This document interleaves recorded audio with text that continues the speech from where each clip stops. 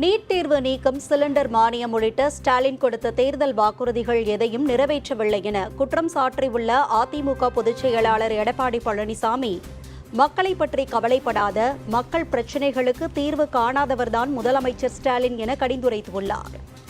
இப்போ சட்டமன்றத்தில் நீட் தேர்வு குறித்து விவாதம் வந்தபோது முதலமைச்சர் எழுந்து உச்சநீதிமன்றத்தில் தீர்ப்பு கொடுத்தாச்சு, எங்களால் ஒன்றும் பண்ண முடியாதுன்னு கை விரிச்சிட்டார். இதைத்தாயே நாங்களும் சொன்னோம். உச்சநீதிமன்றத்தில் தீர்ப்பு கொடுத்துட்டாங்க, எங்களால் செயல்படுத்த முடியாதுன்னு நாங்களும் சொன்னோம்.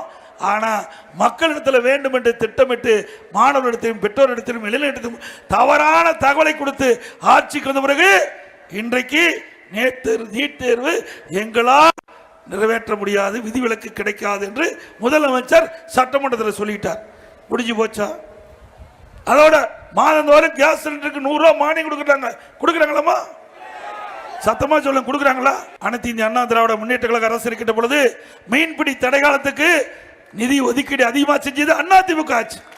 மீண்டும் அதிமுக ஆட்சி வளர்ந்தவுடன் மீன்பிடி தடை காலத்தில் அவர்களுக்கு இன்னும் கூடுதலாக நிதி ஒதுக்கி தரப்படும்.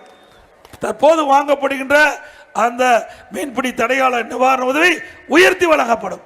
அதே போல அந்த மீனவர்களுக்கு அதிமுக ஆட்சி இருக்கின்ற காலத்தில் தான் டீசல் மானியம் கொடுத்தோம். SRMPR passenger vehicle expo 2.0 Nandambakkam வர்த்தக மையத்தில் ஜூலை 31, ஆகஸ்ட் 1 மற்றும் 2 தேதியில் நடைபெறுகிறது.